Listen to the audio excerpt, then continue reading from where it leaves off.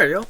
So this weekend I participated in a Delaware paddlesports tournament and I placed third overall, which was pretty nice because it's keeping me up there in the points.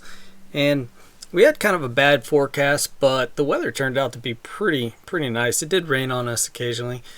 And one of the key baits for me was throwing a black frog. Now early on in the morning I started off throwing a Demiki air frog, and I missed a hookup with that simply because I just wasn't paying attention.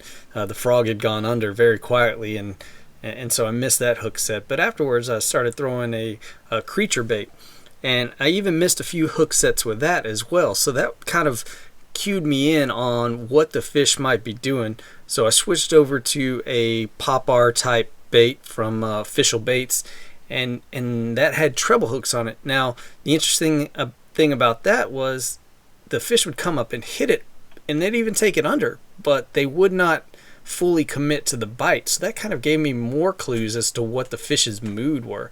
So I decided to try to just throw a frog all day, mainly because I was getting a lot of hits off top water on that pop-ar type bait, but they weren't committing. So the reason I chose a frog, and I chose a black frog, was because that was the only bait that they had taken under earlier in the day. So that meant they actually wanted that bait. Another thing was them just constantly hitting that kind of cued me in to say maybe they're in kind of a protective mode. I couldn't see any beds, but it made me think that maybe they're in a protective mode and they're trying to just, you know, kick these baits, these frogs around, things that are dangerous to the fry. So after that I just kept throwing this frog, and you know, I still got a lot of just hits and misses and still lost a lot of fish, but I was able to land enough to get me, like I said, into that third place. Now here's a real quick look at how I was working this frog.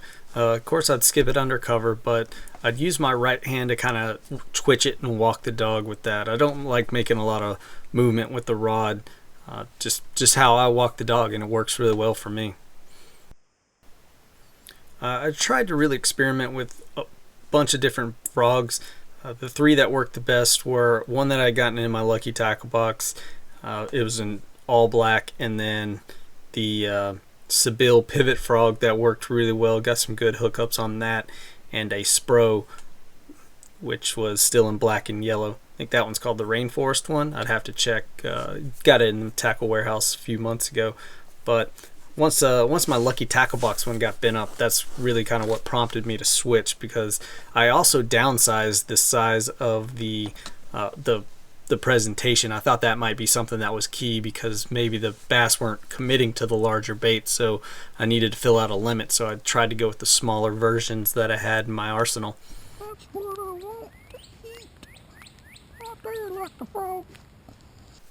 It's good to see that Native took top honors in this tournament, with Lane L right there taking first place, me taking third, and then my buddy Aaron White also rocking the Slayer in that second. So, you know, guys, as always, thanks for watching. Thanks for subscribing. If you haven't done so, please do so.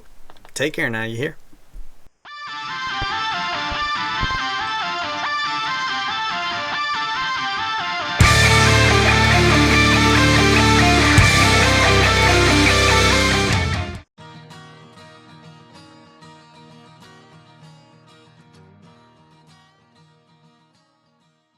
What you did in the dark,